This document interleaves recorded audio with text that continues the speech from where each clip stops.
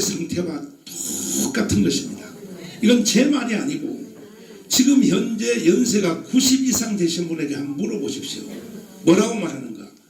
6.25 전쟁이 일어날 1950년 6월 25일 전보다가 더 심하다 그래요. 90대선 어르신들이. 그때 무슨 일이 있었느냐? 6.25가 그냥 일어난 것이 아닙니다. 이 6.25는 박헌영이가 북한에 가서 김일성이한테 이렇게 말했습니다. 내가 남조선에 남노당을 전 국민의 78%를 조직해나고 왔으니 전쟁할 것 없어. 그냥 38선에 총선이 몇 발만 내주면 남조선 안에서 지금도 94세대 고정간첩, 전향한 고정간첩 그분의 정의에 의하면 시골에 있는 낙가래 있죠. 가을에 되면 별집 쌓아놓은 거 거기다가 팍 불을 질러서 민중 봉기를 익혀 전쟁 없이 그냥 통일한다. 이게 6.25입니다. 또 하나는 성시백이라는 간첩을 한국에다 파송해서 완전 장악당했습니다. 국회 부의장 간첩으로 만들었죠. 신성모 국방부 장관 그리고 최병덕 참모총장을 간첩으로 만들었습니다. 그리고 언론도 그때 조선일보 동아일보가 두 가지가 나왔어요. 한자로 똑같은 글씨로 제호로 성시백이가 찍는 조선일보가 따로 있었습니다. 보면 몰라요. 국민들이 이게 어디서 나온 조선일보인가. 왜? 앞에 제호가 같으니까. 언론 장악 다 했죠. 군대 장악 다 했죠. 그 다음에 정치 장악 다 했죠. 그래 놓고 북한으로 보고한 겁니다. 준비 다 끝났으니까 시작하시라고. 그래서 일어난 것이 6.25인데 그렇다면 그때 상황과 오늘 상황이 어떻게 다른가? 똑같은 것입니다. 지금 보세요. 지금 여의도에 있는 국회가 저게 대한민국 국회 맞습니까? 응? 김여정 하명법 아시죠? 박상학 대표가 공풍선 날리는데 그 못 날리는 법을 만들어 잘 만들지 않습니까? 지금 여의도에 있는 국회는 특별히 더불어민주당 사람들은 대한민국 국회가 아닌 거예요.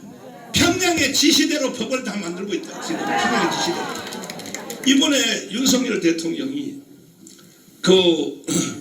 일본에 가서 한미일 동맹 협조 완성하고 왔습니다. 이것은 시작을 누가 했느냐? 김대중 대통령이 한 겁니다. 그럼 노무현 대통령이 또 진행한 것입니다. 마무리하고 왔어요. 이걸 가르쳐 더불어민주당에서는 나라를 팔아먹고 왔다. 저 일본한테 넘겨왔다.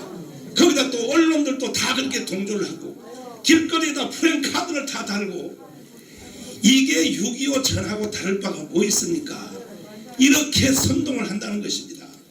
그래서 저는 2019년 6월 8일 날 한기총 대표회장으로서 한국교회가 세웠고 한국교회가 발전시킨 이 조국 대한민국이 해체되어서 북한으로 가는 것은 난 용납할 수 없다.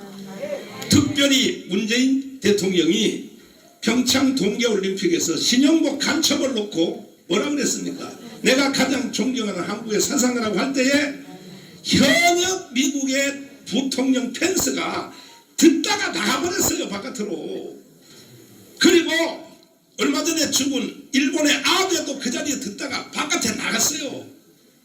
미국과 일본 대통령과 수상이 나가니까 다른 대표들도 줄줄 따라 나갔어요. 왜? 또라이다 이거지. 왜 우리를 불러놓고 왜 간첩 연설을 하냐는 거죠. 아니 언론사들은 그런 걸 확인 안 하십니까? 그리고 1948년 8월 15일 건국을 인정할 수 없다. 그러면 문재인 대통령은 대통령 하지 말아야죠. 아니 이승만 대통령이 세워놓고 박정희가 일으킨 이 대한민국의 헌법에 따라서 대통령이 됐으면서 나는 대한민국을 인정할 수 없다.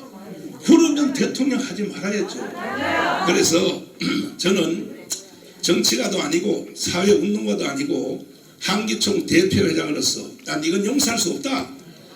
그래서 제가 시국선언문을 발표했더니 제 시국선언문을 알아들은 사람들이 광화문에 뛰어나와서 광화문운동이 시작이 되었고 지금까지도 계속되고 있는 것입니다. 목표는 딱 하나입니다. 자유통일입니다. 통일광고 바로 세 가지입니다.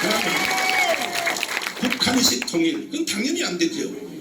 더불어민주당이 주장하는 평화협정, 종전협정, 그리고 주한미군 철수, 연방제 통일, 이것도 결국은 북한으로 흡수 통일되는 것입니다.